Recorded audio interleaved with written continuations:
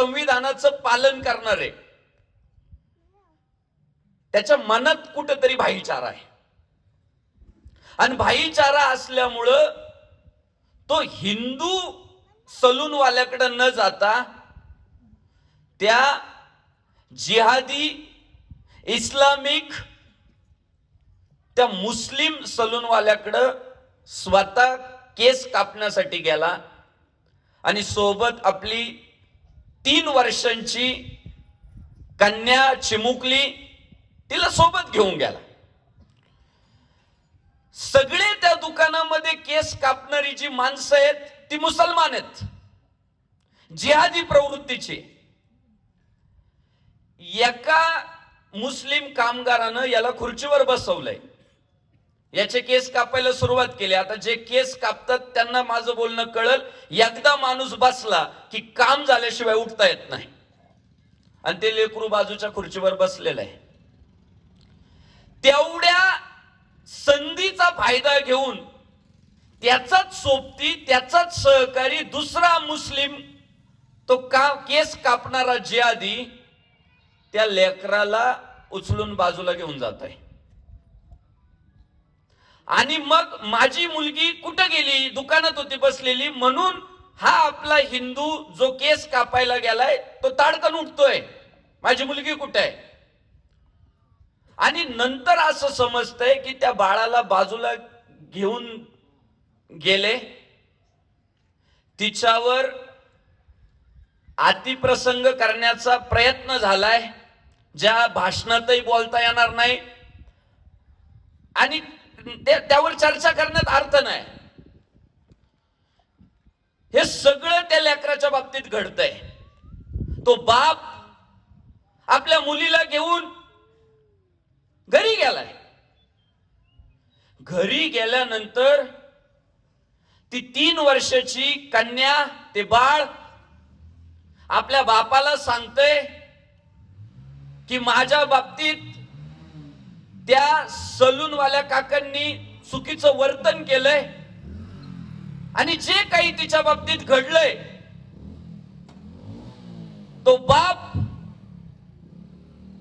त्या मुलीचा व्हिडिओ देखील करतोय. जर ज्यांना शंका आहे ना, सगळे पुरावेत. आणि लहान मुलं ही देवाची रूपं असतात, आपल्याकडे म्हटलं जातं लहान मुलं ही देवाघरची फुलं. जग खोटं बोलेल, पण ही 5 वर्षाच्या आतली मुलं आणि मुली कधीच खोटं तुम्हाला सांगणार नाही. आणि त्या लेकरानं, पडळकर साहेब, जेव्हा सगळी वस्तुस्थिती सांगितली, त्या बापाचा विचार किती मोठा आहे तुम्ही विचार करा. पहिल्यांदा मी काय म्हणालो की त्या बापाला कुठेतरी भाईचारा आहे त्याच्या डोक्यात, की हिंदू मुस्लिम असं काही नसतं, सगळे भारताचे नागरिक म्हणून गुण्यागोविंदानं राहतात, हा समज त्या बापाचा होता. पण जसंच त्याला समजलं की माझे केस कापत असताना दुसरा एक जिहादी आपल्या लेकीला घेऊन बाजूला जातोय, आणि जो जिहादी केस कापतोय, माझी पोलीस प्रशासनाला विनंती आहे, गावकऱ्यांना विनंती आहे, केस कापणारा सुद्धा यात सह आरोपी केला पाहिजे. हे संगनमतानं चालू आहे. आणि मग त्या बापाची तळमळ बघा. मी स्वातंत्र्यवीर सावरकर म्हणाले होते की शेवटचा हिंदू जोपर्यंत जिवंत आहे तोपर्यंत हे हिंदू राष्ट्रच आहे. का? त्यांना खात्री होती की शेवटचा हिंदू सुद्धा जागा होईल आणि तो हिंदुत्वासाठी लढल. तो बाप जागा झाला, त्या मुलीचा बाप जागा झाला. त्याला जो भाईचारा नावाचा किडा चावलेला होता त्या रोगातून तो बाहेर आला आणि त्याने ठरवलं की आता ही बातमी, हे माझ्या बाबतीत जे घडलंय हे हिंदुस्थानात कुणाच्याही बाबतीत घडता कामा नये. म्हणून त्या बापानं सगळ्या आपल्या हिंदुत्ववादी संघटना असतील, परिसरातले नेते मंडळी असतील, समाज बांधव असतील, गावकरी असतील, सर्वांशी संवाद साधायला सुरुवात केली की असं असं घडतंय आपल्या गावामध्ये.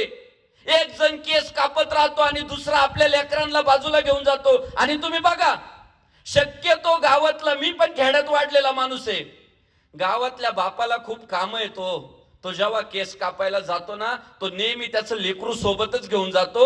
दोघांचेही एकाच वेळी कापले जातील. पुन्हा महिना दीड महिना टेन्शन नाही. प्रत्येक बाप आपल्या मुलीला आपल्या मुलाला त्या केस कापण्याच्या दुकानामध्ये घेऊन जातो. त्याच्या लक्षात आलं की माझ्या बाबतीत जे घडलंय ते हिंदुस्थानातल्या किती बाप लोकांच्या बाबतीत घडत असेल, किती कन्यांच्या बाबतीत घडत असेल. म्हणून अशी घटना पुन्हा कधीच घडता कामा नये.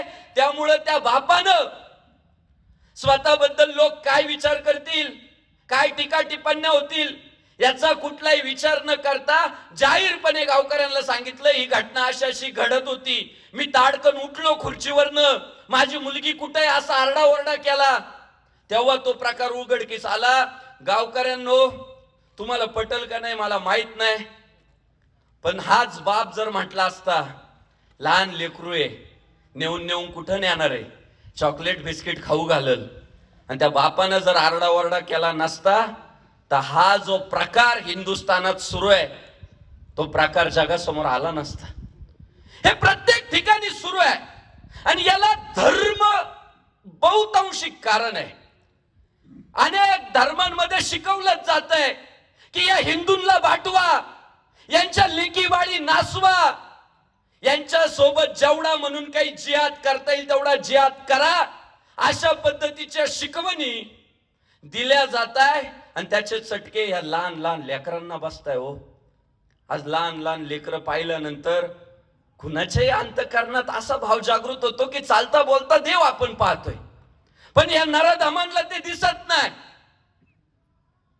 आणि मग अशी घटना घडल्यानंतर परिसरातल्या सगळ्या हिंदुत्ववादी संघटना पुढे आल्या.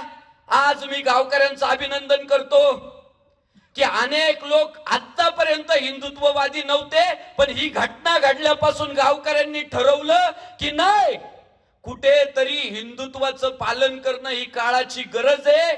आणि अशा देशविघातक शक्तींना हद्दपार करणं ही काळाची गरज आहे. गावकऱ्यांना आज समजलंय, जागृत झाले गावकरी.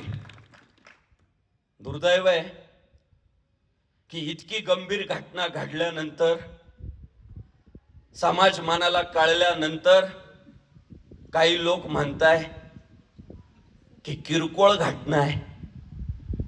जो कोणी म्हणत असेल ना ही घटना किरकोळ आहे, त्याने एकदा फक्त त्या बापाला जाऊन भेटा. आपणही कुणाचे तरी बाप आहेत. ज्याला ज्याला वाटतंय किरकोळ गोष्टीला फार मोठं केलं जात आहे, त्या नालायकाला सांगितलं पाहिजे की 350 वर्षापूर्वी एका रांजाच्या पाटलानं एका लेकी सोबत बद अमल असा शब्द प्रयोग आहे, बलात्कार असा शब्द नाही, बद अमल, चुकीचं वर्तन, विनयभंग अशी बातमी कळाली. 350 वर्षापूर्वी आमचा बाप छत्रपती शिवाजी राजा ज्यांनी सांगितलं असल आपला असल नाही तर परका असल, त्याला आत्ताच्या आत्ता हजर करा आणि त्याचे हातपाय तोडून टाका. माझ्या राजाला म्हणता आलं नसतं की कधीतरी तो पाटील माझ्या कामाला येईल, कधीतरी माझी स्वार्थाची पोळी भाजायला तो पाटील माझ्या कामाला येईल, म्हणता आलं नसतं राजांना. महाराजांनी जातीचा विचार केला नाही, महाराजांनी स्वार्थाचा विचार केला नाही, आणि महाराजांनी ठरवून टाकलं की त्याचे हातपाय तोडून टाकायचे. का?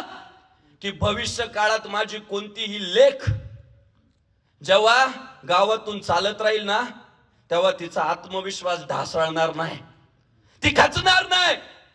ती म्हणल की असल्या दुष्कृत्य करणाऱ्या लोकांना मला घाबरायची गरज नाही.